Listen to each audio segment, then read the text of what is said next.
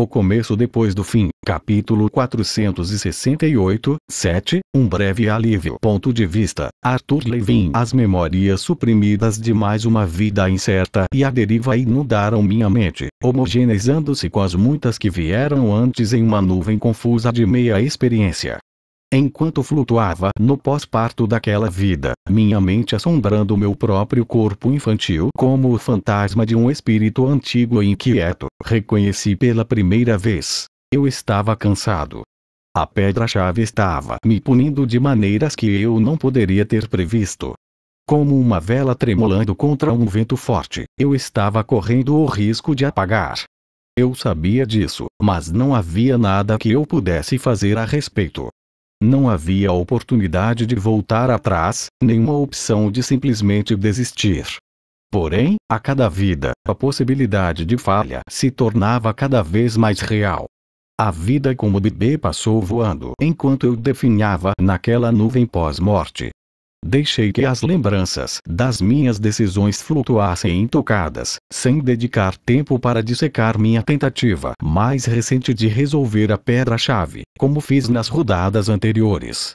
Havia uma nova coleção de peças de quebra-cabeça que precisavam se encaixar de alguma forma no todo, mas minha própria consciência humana estava cansada, e meu pequeno cérebro infantil não queria fazer nada além de comer, dormir e ficar limpo. De repente, voltei a ser uma criança de novo. Quantas vezes já foram? Questionei enquanto tentava brevemente alinhar todas as vidas da pedra-chave em ordem, mas não consegui. Cada versão minha como um homenzinho de brinquedo colocado na prateleira. A versão jovem e voraz de mim mesmo já estava consumindo os livros da biblioteca no escritório dos meus pais e começando a acumular mana em direção ao meu externo.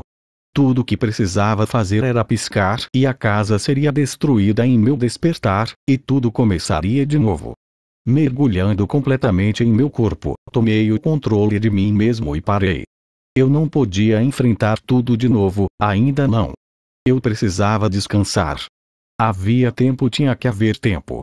De pé sobre minhas pernas gordinhas e ligeiramente curvadas de criança, deixei de lado a meditação para brincar com blocos no meu quarto. Eles não eram pintados de cores vivas como os que tínhamos para as crianças pequenas no orfanato, mas eram esculpidos com maestria para terem pequenos padrões de tijolos, e rapidamente os arranjei em uma parede improvisada.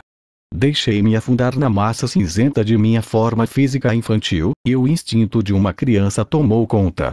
Comecei a brincar, sem esforço e despreocupado. O dia em que eu deveria ter formado meu núcleo e despertado veio e se foi, e as preocupações de Arthur Levin, lança e regente de toda a Dikaten, foram submersas pelos desejos de uma criança que estava rapidamente se tornando um menino. Às vezes, eu tinha ecos desconfortáveis de memória, como no meu quarto aniversário, quando pensei de repente que deveríamos estar nos mudando para Chirus, mas esses pensamentos desapareciam tão rápido quanto surgiam. Depois de um tempo, não conseguia ter certeza se eram reais ou apenas pequenos sonhos meio esquecidos. Eu estava perto do meu 13º aniversário quando mencionei essas estranhas memórias ao meu pai pela primeira vez. Ele parou de varrer os juncos e me deu um olhar pensativo. Poucas pessoas acreditam nisso agora, mas alguns dos anciãos ainda falam sobre os velhos tempos. As pessoas costumavam pensar que seu espírito renascia em um novo corpo quando você morria. Acho que chamavam isso de reencarnação. Uma das coisas em que baseavam essa ideia eram esses tipos de memórias. Sabe, memórias que não parecem ser suas. Com um encolher de ombros, ele voltou a varrer, puxando os juncos velhos em direção à porta. Empurrei minha própria pequena pilha de juncos sujos pelo chão sem realmente limpar nada, pois minha mente não estava nem um pouco concentrada na tarefa. Mas às vezes eu me lembro de magia. Papai congelou. Eu estava olhando para ele pelo canto do olho, e seu rosto passou por várias expressões uma após a outra. A surpresa foi rapidamente ofuscada pela dor, que se derreteu em decepção antes de finalmente ser coberta por um sorriso dolorido. Não acho que isso seja tão estranho, Art. Todas as crianças sonham sobre serem magos. Ele suspirou e encostou o ancinho na parede. Fiz o mesmo e depois caí contra ele. Ele me envolveu em um abraço carinhoso e me segurou. Sinto muito, murmurei contra o tecido áspero da camisa dele. O quê? Ele perguntou, pego de surpresa. Está se desculpando pelo quê? Eu sei que você está desapontado porque eu não despertei. Tentei manter minha voz firme enquanto falava, copiando o tom que ele usava quando ele e a mamãe estavam brigando, mas não queria que parecesse que estavam. Ele ficou tenso, e o abraço se tornou estranho. Lentamente, ele me soltou, então colocou uma mão de cada lado da minha cabeça e me forçou a olhar em seus olhos. Escute, Art. Não estou desapontado com você. Não. Ele acrescentou rapidamente quando tentei desviar o olhar, incapaz de acreditar nele. Escute. Sinto muito se já dei essa impressão. Ele parou e me soltou, lutando para se recompor. Sua mandíbula se contraiu enquanto ele pegava o ancinho e começava a limpar o chão novamente. Embora eu tenha hesitado, segui seu exemplo depois de alguns segundos. Você não fez nada de errado, Art, continuou, a rouquidão em sua voz suavizando. Se alguma vez pareci desapontado, não foi com você. Eu queria tanto que você fosse um mago, e talvez eu esteja desapontado com a situação, mas nunca com você. Sei que talvez você não consiga ver a nuance agora, mas é importante que tente. Não quero que você cresça pensando que me decepcionou. Se há alguém, ele pausou enquanto varria uma grande pilha de juncos para fora da porta e se afastava para que eu fizesse o mesmo. Se há alguém que se decepcionou, temo que tenha sido eu com você, concluiu, me observando com os olhos marejados. Queria lhe dizer que ele não tinha falhado comigo, que eu o amava e que não era culpa dele, mas não conseguia encontrar as palavras. Ele limpou a garganta. Ei, por que estamos nos lamentando? Sua mãe e sua irmã só voltarão do mercado daqui a algumas horas. Por que não deixamos esses ancinhos de lado e pegamos as espadas de treino? Seu rosto se iluminou, embora eu não pudesse ter certeza se era uma empolgação genuína ou apenas um bom fingimento. Podemos terminar as tarefas depois. Eu realmente não estava com vontade, mas assenti de qualquer maneira, sabendo que ele só estava tentando ajudar. Papai passou um braço ao redor dos meus ombros em um abraço de lado e me deu um empurrãozinho de volta para a porta da frente. Quando voltei com as duas espadas de treino nas mãos, já estava relaxando, deixando para trás os pensamentos sombrios de memórias estranhas e magia, enquanto me concentrava na sensação do cabo envolto em couro em minhas mãos. Quando entreguei a espada para papai e nos movemos para o centro do quintal para nos aquecer, eu já quase havia esquecido de toda a conversa. Eu não tinha medo de admitir que era bom em muitas coisas. Na verdade, em praticamente tudo que tentei. Talvez não tivesse conseguido formar um núcleo, mas me adaptei a quase todo o resto com muita naturalidade. E o combate com espadas não era a exceção. Papai havia começado a me treinar desde cedo, e era tão natural para mim que eu o surpreendia constantemente com minha técnica, ou pelo menos era o que ele adorava me contar. Eu não me lembrava de tudo quando tinha apenas 4 ou 5 anos, mas sabia que sempre me sentia muito à vontade quando treinávamos, especialmente com espadas. Era como se todo o resto simplesmente desaparecesse, e eu podia me concentrar de verdade no que estava fazendo. Enquanto me abaixava em um profundo alongamento lateral, percebi papai me observando pensativo, com as sobrancelhas franzidas em concentração. Ele desviou o olhar assim que olhei, e percebi que ele ainda estava pensando na conversa. Eu não deveria ter tocado no assunto, pensei, repreendendo-me. Sabia que papai era propenso a pensar demais e ficar emotivo. Eu precisava apoiá-lo.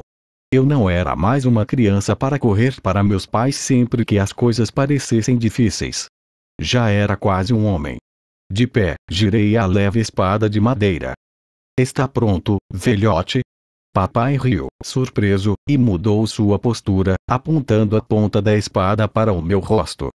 Estou sempre pronto para te dar uma surra, garoto. Sorrindo, fingi um avanço para a frente, levando a um golpe por baixo de sua guarda.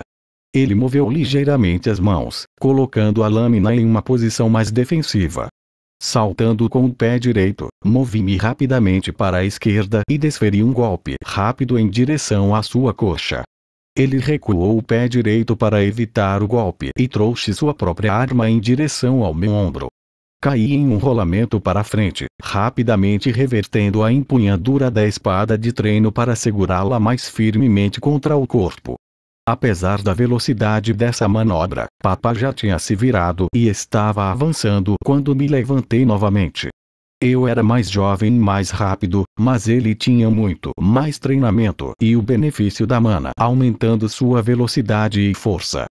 A experiência sempre supera a juventude, disse ele com um sorriso, antes de lançar uma série de golpes rápidos. Bloqueei cada um até o último. Sentindo o fim de sua investida, mergulhei abaixo do golpe final e direcionei minha lâmina para o chão entre seus pés. Interpretando erroneamente a direção do ataque como um golpe na canela, ele tentou recuar apenas para tropeçar na lâmina. Seus olhos se arregalaram, e ele se debateu de forma hilária enquanto perdia o equilíbrio e começava a cair para trás. Corri para frente para dar o golpe mortal, mas o chão se moveu, sacudindo sob meus pés. Caí desajeitadamente, minha lâmina voando das minhas mãos enquanto tentava alcançar o chão para me apoiar. Trapaceiro! Gritei ao cair. A grama macia amorteceu minha queda sem dor, mas o impacto seguinte nas minhas omoplatas doeu muito. Rolei para longe de onde papai agora estava rindo no chão, sua espada de treino segura frouxamente em sua mão. Nada de manipulação de mana no treino, reclamei, lutando para alcançar minhas costas e esfregar meus ombros. Sabia que o golpe ia deixar uma marca dolorosa. Eu tinha que responder àquela sua armadilha de alguma forma, disse ele despreocupadamente, rolando para o lado e apoiando a cabeça em uma das mãos. Aquilo foi inteligente. Me pegou totalmente de surpresa. Você acha que sou bom o suficiente para ser um aventureiro, mesmo sem mana? Perguntei de maneira despreocupada. O que eu poderia ser, algum dia? Ouvi de alguns dos outros garotos que os membros mais jovens da Guilda dos Aventureiros têm a minha idade, ou até mais novos. Papai se levantou e me ofereceu a mão. Eu a peguei, e ele me puxou para cima. Não seria algo inédito. Quero dizer, aventureiros não magos. Mas é bem raro, e eles nunca sobem mais do que a primeira ou segunda posição da classificação. O negócio é que bestas de mana são muito mais perigosas do que você pode imaginar. Entrar em uma masmorra sem mana para aumentar seus sentidos ou criar uma barreira ao seu redor é basicamente uma sentença de morte. Quando minha expressão caiu, papai rapidamente acrescentou. Mas magos representam, o quê? 1% da população de Sapin. Simplesmente não há magos suficientes para preencher cada posto de guarda ou formar um exército inteiro. Existem até torneios para lutadores não magos. Você é bom, Art. Ele sacudiu a terra das calças. Bom até demais, talvez, acrescentou com um sorriso. Você também é esperto. Muitos dos melhores cientistas e inventores do mundo não são magos. Não tenho dúvidas de que, seja o que for que você faça, será o melhor no seu campo. Cocei a nuca e tentei esconder meu sorriso. Obrigado, pai. Se você continuar trabalhando, disse ele, me interrompendo com uma piscadela. Agora vamos lá. Chega de aquecimento. Vamos ver o que você realmente tem, Art. Com sorrisos combinados, assumimos nossas posturas de prontidão antes de explodir mais uma vez em séries de golpes rápidos, paradas, esquivas e contra-ataques. Uma hora ou mais se esvaiu em um borrão de foco intenso. A luta só terminou quando meu pai de repente baixou a guarda e ficou rígido no meio da troca, resultando em um golpe certeiro atingindo seu braço superior. Ele estremeceu, largou a espada de treino e esfregou o local enquanto simultaneamente dava um sorriso dolorido para minha mãe, que subia a estrada com as sobrancelhas erguidas. Ah, oi querida. Sua ida ao mercado foi rápida hoje. Ela olhou para a porta da frente, onde uma pilha de junco sujo e dois anciãos podiam ser claramente vistos. Você diz isso toda vez, Reynolds. Ao lado da mamãe, Eleanor fez questão de revirar os olhos. Sim, papai. Toda vez. Escondi um sorriso atrás da mão enquanto papai se apressava até a mamãe, lhe dava um beijo rápido e pegava a grande cesta cheia de mantimentos que ela estava carregando. Ele pisou de propósito no calcanhar do sapato de Ellie, quase o tirando do pé dela, e então me lançou um olhar inocente que me fez rir em um constrangimento infantil por causa da sua tolice. Bom golpe, Arthur, disse mamãe enquanto passava a caminho da casa.